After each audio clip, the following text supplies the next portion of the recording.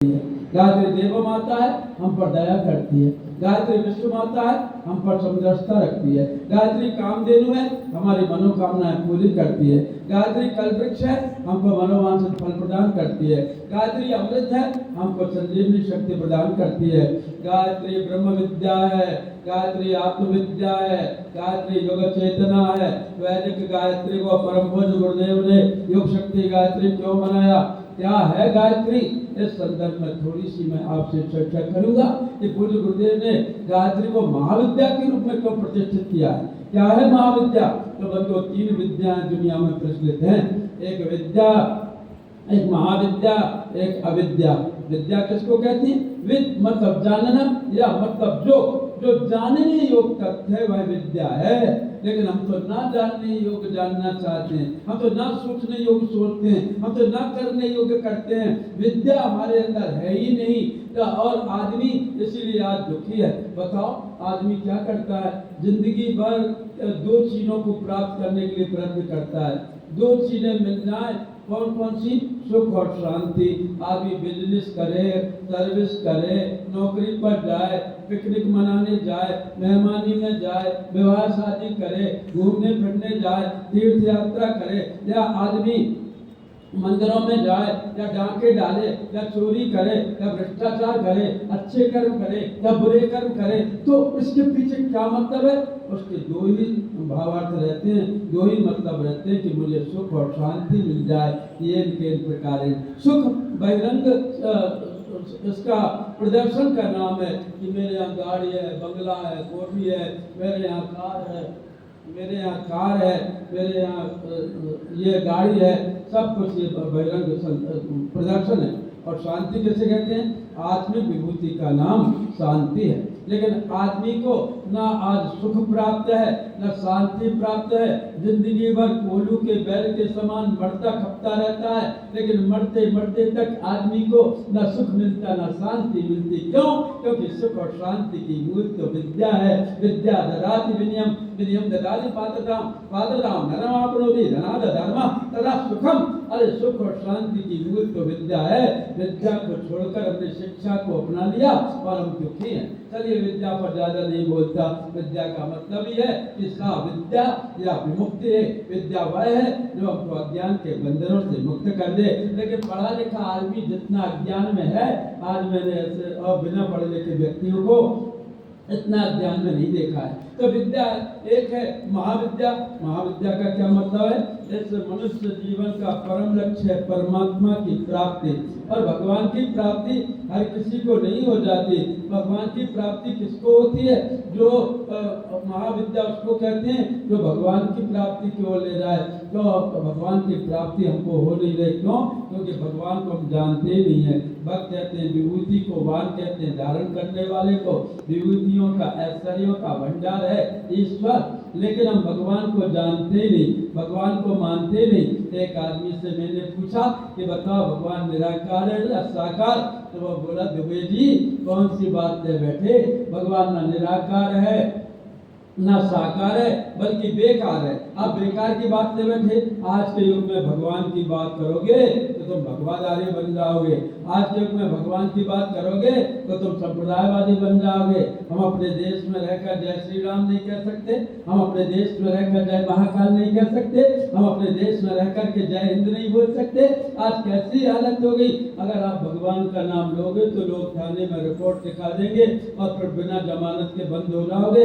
लिखाई रपट लोगों ने जाके थाने में, लिखाई है रपट लोगों ने जाके थाने में दुबे जी नाम लेते हैं खुदा का। इस जमाने में, इस जमाने में यदि भगवान का नाम लोगे तो तुम्हारी रिपोर्ट थाने में लिखी हो जाएगी। और आज तक मुझसे किसी ने नहीं पूछा, क्योंकि अपन अपने कुर्बे में बैठे हुए हैं, अपनी हॉल में बैठे हुए हैं, बाहर वाले नहीं सुन रहे। इसलिए मैं आपसे बता रहा हूँ कि आज तक मुझसे किसी ने नहीं पूछा कि भगवान की प्रीति आपके दिल में कितनी है।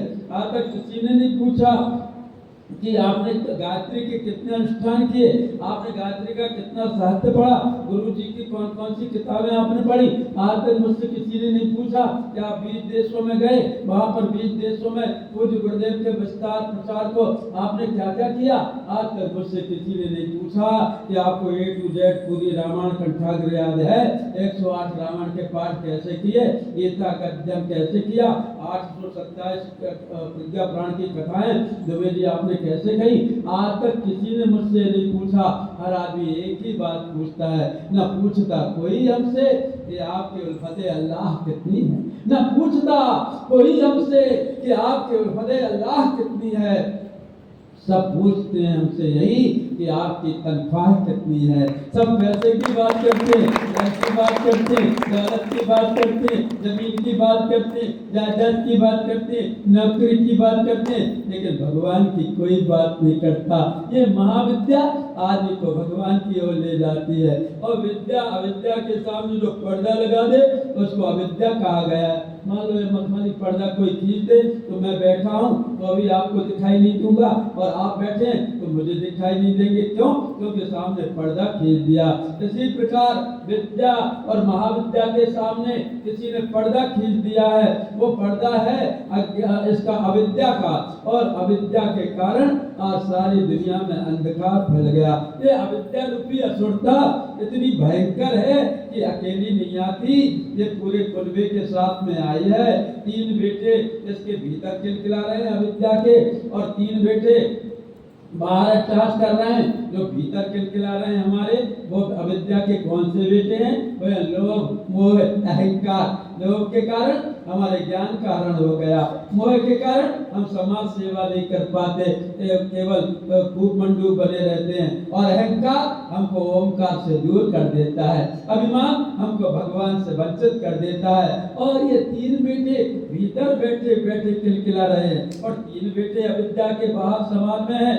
वो कौन कौन से हैं? वो है अज्ञान, अभाव, अन्याय। अज्ञान के कारण अभाव है, अभाव के कारण अन्याय है, अन्याय के कारण बड़ी नागिन छोटी नागिन को डस रही है, और बड़ी मछली छोटी मछलियों को खा रही है। मंत्री का बेटा मंत्री बनता चला जा रहा है, संतरी के बेटे को संतरी की भी नौकरी नहीं मिल रही है। और बंधुओं, आज मत्स्य न्याय सारी दुनिया में फैला हुआ है। ये अविद्या अकेली आई नहीं, अविद्या अपने 3 बेटों को लेकर के आई है। अज्ञान, कौन कौन से अज्ञान की बात करूं? इस अज्ञान रूपी अजगर ने मानवता को अपनी कुंडली में दबोच करके रखा है। एक प्रकार का अज्ञान हो तो कहूं, आज बुद्धिजीवियों की बुद्धि का दिवाला निकल गया।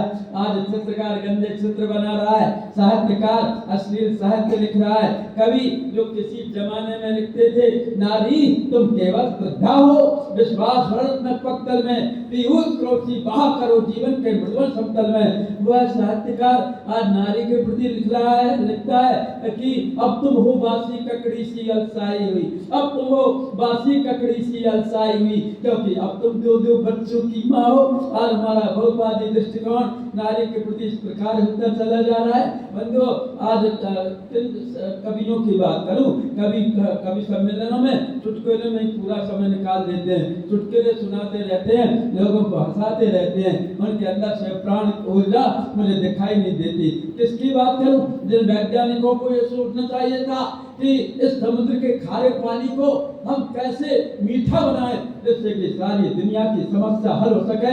आज वह वैज्ञानिक सारी दुनिया को बारूद के ढेर पर बिठाए हुए हैं, मिसाल से बन रहे हैं, प्रक्षेपास्त्र बन रहे हैं सारी दुनिया में। बंधु, आज हाहाकार मचा है। हाइड्रोजन बम, नाइट्रोजन बम, एटम बम, अणु बम, कीटाणु बम, रसायन बम, कितने प्रकार के बम बनते चले जा रहे हैं। किसी भी सन की तानाशाह का सिर फट जाए और वो किसी सुत पर उंगली रख दे तो 3 मिनट के अंदर आधी से ज्यादा दुनिया जल करके भस्म हो जाएगी।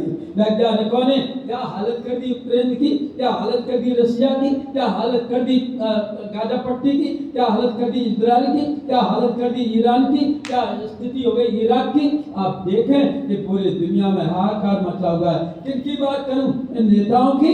ये नेता सारे संसार को नहीं, हमारे भारत को गड्ढे में ले जा रहे हैं, हमारे देश में खा रहे हैं, हमारे देश में रह रहे हैं, हमारे देश का पानी पी रहे हैं, हमारे देश में बड़ी बड़ी कोठियां बनवा करके मजे कर रहे हैं, हमारे देश की लग्जरियों गाड़ियों में घूम रहे हैं, और ये नेता हमारे देश को गड्ढे में ले जा रहे हैं। भारत माता के आंचल को खुद अपने हाथ से खींचते चले जा रहे हैं, भारत माता को जो है लज्जित कर रहे हैं। इन नेताओं को ये चाहिए था, ये नेता जनगणना करा रहे हैं, वो भी जाति जनगणना। अरे जनगणना होती तो ये जनगणना होती कि भारत में ईमानदार लोग कितने हैं, सत्यवादी लोग कितने हैं, धर्म प्रेमी कितने हैं, देश प्रेमी कितने हैं। लेकिन ये नेता लोग आज जाति जनगणना करा रहे हैं, वोट की रोटियां सेक रहे हैं कि ब्राह्मण कितने हैं, बनिया कितने हैं, ठाकुर कितने हैं, शूद्र कितने हैं, हमको कहां से कितने वोट मिल जाएंगे, ये वोट की रोटियां सेक रहे हैं। और हमारे देश में रहकर पड़ोसी देशों के कसीदे करते हैं, पड़ोसी देशों के गीत गा रहे हैं। हमको बाहर वालों से डर नहीं है, हमको भीतर वालों से डर है। हम अमेरिका की आंख फोड़ सकते हैं, हम रूस की टांग खोल सकते हैं, हम चीन को ईंट का जवाब पत्थर से दे सकते हैं, हम Japan, Czechoslovakia, Uganda, Sweden, Norway, France, Germany, Italy को मुकाबले में खड़े हो सकते हैं, हम पाकिस्तान को बर्बाद कर सकते हैं, हम बांग्लादेश को नेस्तनाबूद कर सकते हैं। लेकिन इनको क्या करें? कहनी है एक बात मेरे देश के पहरेदारों से, कहनी है एक बात मेरे देश के पहरेदारों से, संभल के रहना अपने घर में छिपे हुए गद्दारों से। ये देश में पार्टियां बना करके हमारे देश को लज्जित करना चाहते हैं। हम लोग किसकी बात करें? धर्माचार्यों की। पहले का डाकू अच्छा होता था, जो घोषणा करके जाता था कि मैं फलाने गांव में डाके डालने जा रहा हूँ, अगर कोई रोक सके तो रोक ले। पहले के डाकू अच्छे थे, लूटते थे और आधी लूट से कुंवारी कन्याओं की शादी कराते थे, गरीब के यहाँ खाना भिजवाते थे, आटा चावल भिजवाते थे। लेकिन आज ये कथावाचक डाकुओं से ज्यादा भयंकर हो गए हैं। ये बढ़िया मोहक बातजाल फैलाकर, ये बढ़िया 50 लाख की मंच बनाकर और 1 करोड़ का पंडाल खड़ा करके और टोने टोट के बतलाकर, और तो जो सारे के सारे कथा पंडाल को ये डांस पंडाल बनाए हुए हैं। ये बात राधे जैसे कहा वैसे उनके चमचे आगे बैठे रहते हैं और जो लोग नाचना शुरू करते हैं सारा पंडाल नाचने लगता है। बीच में रेफ्ट देकर के आलू बंडा खाओ, नाश्ता करो, ये करो, वो अलग चलता रहता है। और बंधु ये देते क्या है? ये देते कुछ नहीं है, ये बढ़िया टिकटॉक होकर के आते हैं, 20 बाउंसर इनके होते हैं, काली ड्रेस में बॉडीगार्ड होते हैं, जैसे कोई बहुत बड़े प्रधानमंत्री हो, और हेलीकॉप्टरों में यात्रा करके फिर लग्जरी गाड़ियों में आते हैं, ऐसे खिलाते हुए उतरते हैं जैसे जाने कहाँ का सम्राट आ गया हो, कथावाचक नहीं हो करके ये बादशाह हो। और ऐसे ऐसे कपड़े पहनते हैं तो जल्दी में दिल्ली वाले जो से कपड़े थे उनका चलो ये मेरे साले ये फटा भी है कुर्ता, यहाँ से मैं यही पहने आ गया। लेकिन इनके कुर्तों को आप देखेंगे, इनकी ड्रेस को देखेंगे, ब्रांडेड रहती है, चमकीली, ऐसी डिजाइन। एक बार जो कुर्ता पहन लेते हैं फिर दूसरे कथा में वो कुर्ता इनको दिखाई नहीं देता। हजारों कुर्ते, ब्रांडेड कपड़े, ऐसी शेरवानी कि क्या मैं बताऊं, और ऐसी मसाज करके बैठते हैं कि महिलाएं भी क्या मेकअप करेंगी, तो कथावाचक मेकअप करके बैठते हैं। अच्छे से टॉप के कथावाचकों को मैंने ऑटो में लाली लगाए देखी है। अब बताइए ये क्या कथा कहेंगे, ये क्या ज्ञान देंगे, ये क्या विधान दर्शन करेंगे, लोगों को भूल भलैया करके करोड़ों रुपए इनकी फीस है। 31 लाख रुपए, 1 करोड़ रुपए, 51 लाख रुपए, 25 लाख रुपए तो बहुत छोटे कथावाचक के हैं। और बताते क्या है? तोड़ के बतलाते हैं। एक वो प्रदीप मिश्रा नाम का पंडित है, सब लोग उसके पीछे पागल बने फिरते हैं, और महिलाएं तो बहुत ही पागल है उसके पीछे। और वो जो है क्या बताता है? टोट का बतलाता है, ऐसे बेलपत्र में रखो, ये रख दो। अच्छा बढ़िया हमारा ओम नमः शिवाय मंत्र था पहले, उसकी जगह नमः शिवाय यानी कौन से मंत्र बना करके कपोल कल्प दोनों ने मंत्र बना दिए। जबकि हमारे यहाँ ओम नमः शिवाय, जय श्री राम, ओम भूर्भुवः स्वः ऐसे मंत्र थे। लेकिन ये कपोल कल्प मंत्र करके लोगों को गुमराह कर रहे हैं, और ऐसे ऐसे करते हैं। एक बार इन्होंने छिंदवाड़ा में कह दिया, छिंदवाड़ा में मेरी कथा हो रही थी, बैतूल में प्रदीप मिश्रा बोले गायत्री परिवार वाले मेरे पास जोड़े जोड़े आए, तो मैंने कहा दुबे जी बड़ा गजब हो गया। मैंने कहा क्या हुआ, आप शांति कुछ किया ना? हाँ। वरिष्ठ कार्यकर्ता है ना? हाँ। हमने सुना आप विद्वान भी होते हैं? हाँ बिल्कुल विद्वान हूँ। क्या हुआ? कहा प्रदीप मिश्रा जी गायत्री परिवार वालों से पूछ रहे हैं कि गायत्री परिवार वालों जरा तारीख तो बताओ। बहुत कहते हो हम सुधरेंगे, युग सुधरेगा, हम बदलेंगे, युग बदलेगा। कब बदलोगे? कब युग सुधरेगा? कब युग बदलेगा? बताओ। और साहब लाखों आदमियों में उन्होंने पूछा, तो मैंने उनका प्राइवेट और पर्सनल वो लिया, फेसबुक नंबर, व्हाट्सएप नंबर, और मैंने अपने हाथ से उनको मैसेज लिखा, महाराज आंखों के अंधे हो गए हो क्या? तुमको दिखाई नहीं पड़ रहा है कि युग कितना बदल गया? युग नहीं बदला होता तो इतने लोग ऐसे जवान, छोटी छोटी बच्चियां, जवान ये लड़के पीला दुपट्टा ओढ़े 9 दिवसीय सत्र नहीं कर रहे होते। अगर युग नहीं बदला होता तो 9 दिवसीय सत्र वो चल रहा है, एक महीने के सत्र 2 चल रहे हैं, परिवारक सत्र चल रहा है, त्रैमासिक सत्र चल रहा है। दिल्ली में मैं 7 दिन में 2-3 बार जाता हूँ, क्योंकि वहाँ का कार्यक्रम संपन्न कराना है। इसका इंदिरा गांधी स्टेडियम में तिथि निश्चित हो गई है, जन्म शताब्दी तिथि का।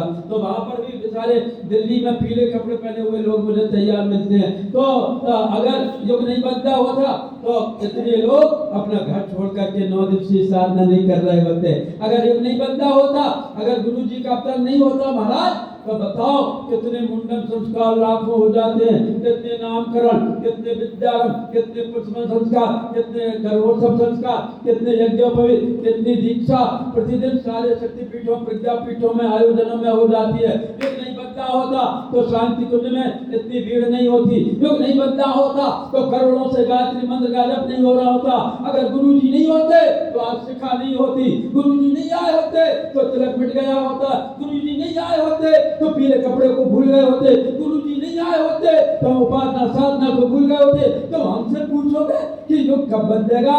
अरे युग तब बदल गया है, तुमको दिखाई नहीं दे रहा तो मैं क्या करूं? कहने का मतलब पूछो है कि इस तरह से कहते रहते, ऐसी ऐसी कथाएं रचते थे। और एक वो था चोर, वो चोरी करने के लिए गया, रात भर गांव में घूमा, कहीं हाथ साफ नहीं कर पाया, तो गांव के बंद बाहर शंकर जी के मंदिर में जाकर के बैठ गया और उसको जुमाया, तो सिर ऊंचा किया तो शंकर जी के ऊपर तांबे का कलसा टंगा हुआ था, उसमें टप टप शंकर जी पर पानी टपक रहा था। वाह वाह वाह, तांबे का कलसा चुरा लूं तो कम से कम चाय नाश्ते के, बीड़ी सिगरेट के पैसे तो मिल ही जाएंगे। ऐसा सोच करके उसने इधर उधर देखा, कहीं कुर्सी स्टूल नहीं था, तो कहा कैसे उतारूं, ये तो ऊंचाई पर है। तो शिवलिंग था, शंकर जी की पिंडी थी ऊंची, कहा इसी पर चढ़ करके उतार लूं। तो भगवान कितना भोला भाला है, कितना सीधा साधा है, वो तो पप्पू है भगवान, भगवान तो को जानते नहीं है। ऐसा सोच करके वो जैसे चढ़ा शंकर जी पर, वैसे शंकर भगवान प्रकट हो गए। भक्त वर मांग। तो पहले तो वो डरा कि ये एसपी कहाँ से आ गया, ये थानेदार कहाँ से आ गया। फिर डरते डरते पूछा आप कौन? तो भगवान शंकर ने कहा मैं शंकर जी हूँ। आप कैसे आए? तुझे वरदान देने आया हूँ। क्यों, मैं तो चोर हूँ? नहीं, तू तो मेरा बड़ा भक्त है। कितना बड़ा भक्त हूँ? अरे कोई मेरे ऊपर जल चढ़ाता है, कोई गंगा जल चढ़ाता है, कोई सुपारी चढ़ाता है, कोई नारियल चढ़ाता है, कोई पैसा चढ़ाता है, कोई मेवा चढ़ाता है, कोई फूल चढ़ाता है, कोई दूध चढ़ाता है, कोई बेलपाती चढ़ाता है।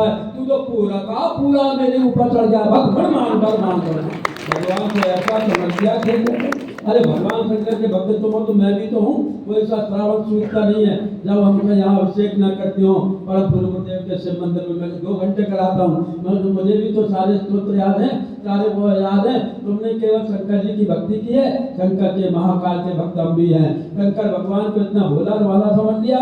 भगवान शिव यदि शिव है तो रुद्र भी तो है, भगवान शिव यदि शंकर है तो प्रलयंकर भी तो है, भगवान शिव यदि भोला है तो भाला भी तो है। भगवान शिव यदि प्राणायाम साध करके 87,000 वर्ष तक एक आसन पर बैठते हैं, तब शिव सहज स्वरूप समारा, लाज समाधि अखंड अपारा, बीते संवत सहज 87 तजी समाध शंभु अविनाशी, राम नाम शिव सुमरन लागे, जाने सती जगतपति जागे, शंकर जगत बंद जगदीशा, सुर नर मुनि सब नामत सीसा। और भगवान शंकर के जब समाधि टूटती है और जब वो समाधि उससे खड़े होते हैं और खड़े होकर के जब उनका तीसरा नेत्र खुलता है और हाथ में जब वो त्रिशूल लेते हैं जब उनकी जटाएं फैल जाती हैं तो सारी दुनिया में तहलका मच जाता है। जब वो तांडव करते हैं तो पहाड़ टूटने लगते हैं, तो धरती डोलने लगती है, तो समुद्र खोलने लगता है, तो नदियां उबलने लगती हैं, तो आंधी उठ खड़ी होती है,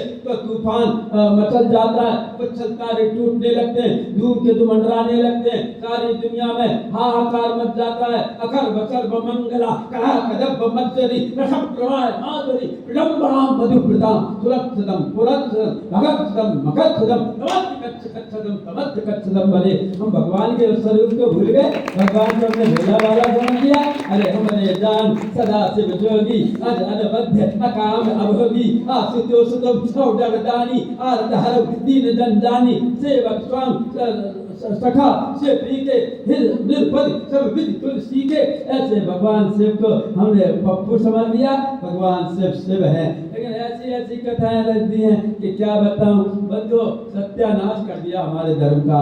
और क्या बताऊं आपको, धर्म कर्तव्य परायणता का नाम था, लेकिन धर्म ढकोसला बन गया, धर्म पाखंड बन गया। धर्म के नाम पर चोरों को भेज करके चोरी करवा करके हिंदू जात को काटना चाहते, बांटना चाहते, हिंदू जात को खत्म कर देना चाहते हैं। दूसरे पार्टियों के लोग घुस करके और उनको कहते हैं इतनी चोरी हो गई, और चोरी को खुद करवा रहा है, जो घोषणा कर रहा है। तो बंधु आज पता नहीं कैसी कैसी बातें उठ रही हैं कि मैं आपको बता नहीं सकता हूँ। और धर्म का स्वरूप अभी देखना 29 जुलाई से और अगली 14 तक यहाँ लाखों लोगों की भीड़ रहेगी। मैं तो अभी जन शताब्दी का वो था प्रभारी यहाँ जो हुई थी बैरागी द्वीप में, तो मैं कलेक्टर एसपी के पास जाता था। तो एक बार एसपी ने मुझसे पूछा कि आप क्या कितने लोग आ रहे हैं। हम का कार्यकर्ता सब मेरे ने 1.25 लाख 1 लाख आदमी आएंगे। का बस हमारे तो 45 लाख कांवड़िया आए थे और हमने व्यवस्था कर ली थी। आपसे तो बहुत छोटी व्यवस्था है, तो कांवड़िया 45 लाख अप डाउन की है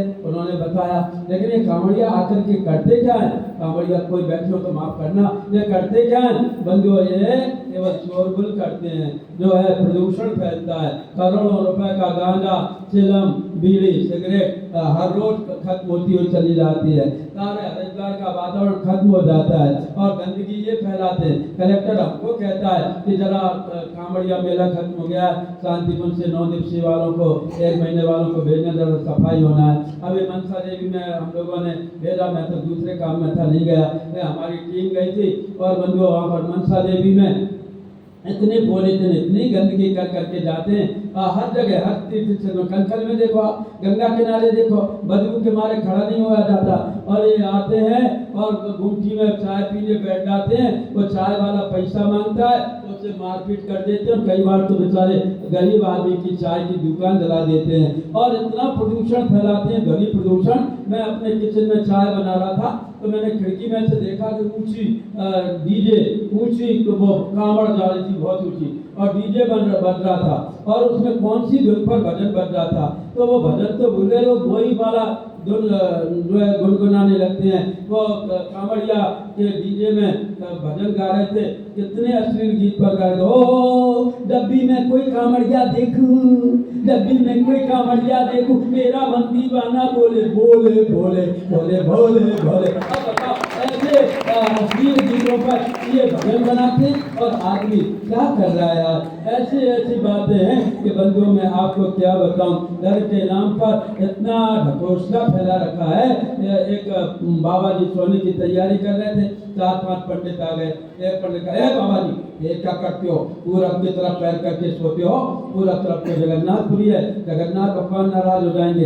तो बाबा जी उठे, पश्चिम की तरफ पैर करके सो गए। तो एक पंडित जी और आ गए, कृष्ण कृष्ण ये क्या करते हो, पश्चिम तरफ पैर करके सोते हो, पश्चिम तरफ तो द्वारकापुरी है, भगवान कृष्ण नाराज हो जाएंगे। तो बाबा जी उठे, उत्तर की तरफ पैर करके सो गए। तो एक और आ गए, नारायण नारायण ये क्या करते हो, उत्तर की तरफ पैर करके सोते हो, उत्तर तरफ तो बद्रीनारायण धाम है, बद्रीनारायण भगवान नाराज हो जाएंगे। बाबा जी उठे दक्षिण की तरफ पैर करके सो गए। एक पंडित जी और आ गए, आओ नमस्कार, आओ नमस्कार, क्या करते हो? दक्षिण की तरफ पैर करके सोते हो, दक्षिण तरफ तो रामेश्वरम धाम है, भगवान शंकर नाराज हो जाएंगे। बाबा जी ने सोचा पूरब पश्चिम उत्तर दक्षिण मैं कहीं पैर करके नहीं सो सकता, क्या करूं? तो वो दीवार से टिककर से नीचा करके पैर ऊंचा करके शीर्षासन लगा कर सो गया। तो एक महाराज और आ गए, हरे हरे हरे हरे, ये क्या करती हो? ऊपर पैर करके सोते हो, ऊपर तो परम धाम है, भगवान विष्णु नाराज हो जाएंगे। बाबा जी को आया गुस्सा, उन्होंने दोनों चारों पंडितों में एक एक चांटा लगाया, मूर्खो, परंपरा की तुलना में हम विवेक को महत्व देंगे, लेकिन आदमी आज नकीर का फकीर बना हुआ है। डेढ़ भक्तियों की ममता से घड़ी घूड़ा होगा, डेढ़ भक्तियों की ममता से घड़ी घूड़ा होगा। अहो आज का पुष्पहार भी कल का पूरा होगा, लेकिन आदमी पता नहीं कहाँ भटका रहता है। हम तो ऐसे ही करेंगे, अरे भाई रेलगाड़ी का जमाना है, तुम ऐसे ही करोगे। अगर बैलगाड़ी में आओगे तो पुराने पुरखे हमारे बैलगाड़ी में चलते थे। अब आप जहाँ से भी आए हो, जितनी दूर दूर से भी आए हो, छत्तीसगढ़ से, मध्य प्रदेश से, बिहार से, उत्तर प्रदेश से, उड़ीसा से, पंजाब से, जहाँ से भी आए हो, अगर राजस्थान से, गुजरात से, अगर आप बैलगाड़ी में आते शांतिकुंज तो कितना टाइम लग जाता, बेचारे बैल भी मर गए होते और पहिया भी टूट गए होते। अब रेलगाड़ी का जमाना चल रहा है, रेलगाड़ी से सफर करो ना, आप वैसे के वैसे बने रहोगे। नहीं साहब, जब हम छोटे से थे तो मम्मी की गोद में लेट करके दूध की बोतल से दूध पीते थे। अब आप 40 साल के हो गए, तब भी दूध की बोतल से दूध पियोगे? अरे आप गिलास से दूध पियो, लोटा से दूध पियो, कटोरी से दूध पियो। नहीं साहब, हम छोटे से थे इतनी सी चड्डी पहनते थे, और आप बड़े हो गए, अब आप लुंगी लगाइए, पैंट पहनिए, पजामा पहनिए, यह क्या है? तो हम लकीर के फकीर बने हुए हैं बंधुओं। इसको हटाओ, और ये हटेगा कैसे? जब गायत्री महाविद्या को हम समझेंगे, गायत्री चेतना को हम समझेंगे। तो गायत्री क्यों? क्योंकि बंधुओं गायत्री हमारी भारतीय संस्कृति की सिरमौर है। कैसी सिरमौर है? गायत्री हमारी भारतीय संस्कृति का आधार स्तंभ है। कैसे? 5 आधार स्तंभ है गायत्री। क्यों 5 क्यों है? क्योंकि बंधु आप जानते हैं ना 5 का कितना अधिक महत्व है। हमारे अंदर 5 कोश है, हमारे अंदर 5 प्राण है, हमारे अंदर 5 वायु है, प्राण अपान ज्ञान उदान समान। हमारे अंदर 5 ज्ञानेंद्रियां हैं, 5 कर्मेंद्रियां हैं, हमारे अंदर 5 तत्व हैं, क्षितिज जल पावक गगन समीरा, 5 रसज्ञ अदम शरीरा। हमारे अंदर 5 जो है तन्मात्राएं हैं, रूप रस शब्द स्पर्श गंध। हमारे अंदर 5 का कितना अधिक महत्व है? भगवान ने हाथ पैरों में 5-5 उंगलियां दी हैं। 5 का कितना अधिक महत्व है? वेदों के 5 देवताओं को कौन नहीं जानता, पुराणों के 5 पांडवों से कौन अपरिचित है। भगवान राम के दरबार को राम पंचायतन कहा जाता है, शंकर जी के परिवार को शिव पंचायतन कहा जाता है। गौतम बुद्ध ने पंचशील बनाए थे, महावीर स्वामी ने पंचण व्रत बनाए थे। 5 का कितना अधिक महत्व है? पंच विद्या पढ़ी जाती है, पंच अग्नि तपी जाती है, ज्योतिष देखने के लिए पंचांग बनता है, पंचकर्मा किया जाता है, कोई लावारिस मर जाता है, पंचनामा होता है। 5 का कितना अधिक महत्व है? स्वस्थ रहने के लिए सरस्वती पंचांग खाया जाता है, जो है ज्योतिष देखने के लिए पंचांग देखा जाता है। पंचकों का अपना महत्व है, पंचवटियों का बड़ा नाम है। 5 पक्षी पंचवटियों में चहकते ही रहते हैं। 5 का कितना अधिक महत्व है? 5 बड़े यज्ञ कहे गए हैं, ब्रह्म यज्ञ, देव यज्ञ, ऋषि यज्ञ, नृ यज्ञ, बलवैश्य यज्ञ। बंधुओं 5 का कितना अधिक महत्व है? 5 का इतना अधिक महत्व है कि सरकार भी बनाती है तो 5 वर्षीय योजना बनाती है, और चुनाव भी अक्सर होते हैं तो 5 वर्षों के लिए होते हैं। इसी प्रकार बना लो, इसी प्रकार हमारी भारतीय संस्कृति के 5 आधार स्तंभ है। उनको हम गौ, गंगा, गीता, गायत्री और गुरु के रूप में मानते हैं। उनको हम गौ, गंगा, गीता, गायत्री और गुरु के रूप में जानते हैं। ये क्या है? गौ कोई जानवर नहीं है, परोपकारता का प्रतीक है। गंगा कोई पानी नहीं है, बल्कि पवित्रता का प्रवाह है। गीता कोई पुस्तक नहीं है, बल्कि मानव जीवन की आचार संहिता है। गुरु कोई व्यक्ति नहीं है, बल्कि आध्यात्मिक जीवन का मार्गदर्शक है। और गायत्री फोटो नहीं है, गायत्री मूर्ति नहीं है, बल्कि हमारे अंदर के प्राण चेतना का नाम है। आज 5 को हम भुला गए। जिस देश में भगवान कृष्ण ने जन्म लिया, गोविंद गोपाल नाम रखा, उस देश में बंधुओं आज गौओं की क्या हालत है। मैं तो सप्ताह में 2-3 बार दिल्ली आ जा रहा हूँ, तो अपनी गाड़ी से आता जाता हूँ। अभी मैं पटना गया अपनी गाड़ी से, अब ट्रेन में जाना कम कर दिया है। तो वहाँ छपरा गया, इंदौर गया, भोपाल गया, जबलपुर 251 कुंडियन में गया, अपनी गाड़ी से गया। तो मैं देखता हूँ कि गायें सड़क के दोनों के किनारों पर, पटरियों पर बेचारी लावारिस जानवर के रूप में पड़ी रहती है। कुत्ता डल्लब के गद्दों पर बैठता है, कुत्ता के गले में सोने की जंजीर पड़ी रहती है, कुत्ता ब्रेड बटर खा रहा है, और गैया बेचारी लावारिस जानवर के रूप में सड़क पर पड़ी है। ट्रक वाले उसकी गर्दन को रौंदते हुए चले जाते हैं। कभी कभी गौवंश का बछड़ा दौड़ पड़ता है तो मोटरसाइकिल वाले, स्कूटर वाले टकरा करके काल कबलित हो जाते हैं। और बंधुओं आज वो जो गौ माता थी और जो गौ के लिए गोविंद और गोपाल नाम रखा, उस विश्व के देश में आज बंधुओं हजारों लाखों गौ कट जाती हैं, गौ लावारिस बन गई। चलिए गाय के दर्शन आज भी हो जाते हैं, लेकिन गंगा की बात क्या कहूँ। लेकिन मैं राष्ट्र जागरण प्रौढ़ता, मैं राष्ट्र का